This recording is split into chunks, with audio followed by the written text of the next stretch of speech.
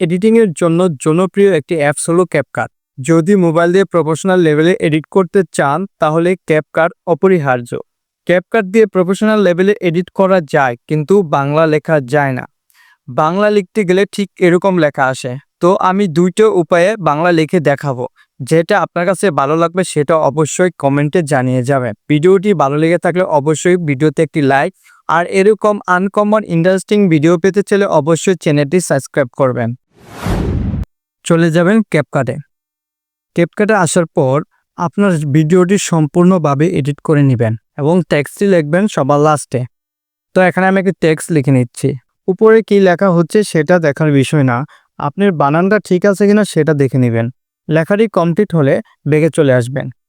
মিতে একটি ক্লিক করে দিবেন। উপরে ডান পাশে কর্নারের সেটিংস আইকনে চলে যাবেন। এখান থেকে ভাষাটি চেঞ্জ করে নেবেন। তো অ্যাপ ল্যাঙ্গুয়েজে ক্লিক করে দিবেন। এখানে আরবি ভাষাটা সিলেক্ট করে ডানে ক্লিক করে দিবেন। এডিটিং এখানে একটি ক্লিক করে দিবেন। আপনার প্রথম যে প্রজেক্টটা সেটার উপরে ক্লিক করে দিবেন।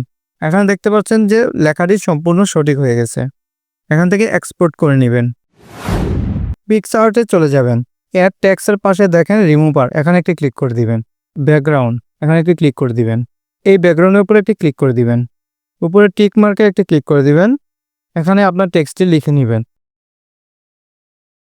লেখাটি কমপ্লিট হলে টিক মার্কে একটি ক্লিক করে দিবেন। কিন্তু উপরে দেখেন ডাউনলোড আইকন, এখানে একটি ক্লিক করে দিবেন। পিএনজি আকারে সেভ করে নেবেন। সেভ এস পিএনজি এর উপর একটি ক্লিক করে দিবেন। এখান থেকে সেভ করে নেবেন। ক্যাপকাটে চলে যাবেন। ক্যাপকাটে আসার পর ওভারলেতে ক্লিক করে দিবেন। অ্যাড ওভারলেতে ক্লিক করে দিবেন। এখান থেকে টেক্সটটি সিলেক্ট করে নেবেন। সিলেক্ট করে কমপ্লিট হলে অ্যাডে ক্লিক করে দিবেন। ওকে, এখানে কিন্তু আমার টেক্সটটি চলে আসছে। তো টেক্সটের পজিশন মতো আপনি বসিয়ে নেবেন, নিয়ে এখানে এক্সপোর্টে দিয়ে দিবেন।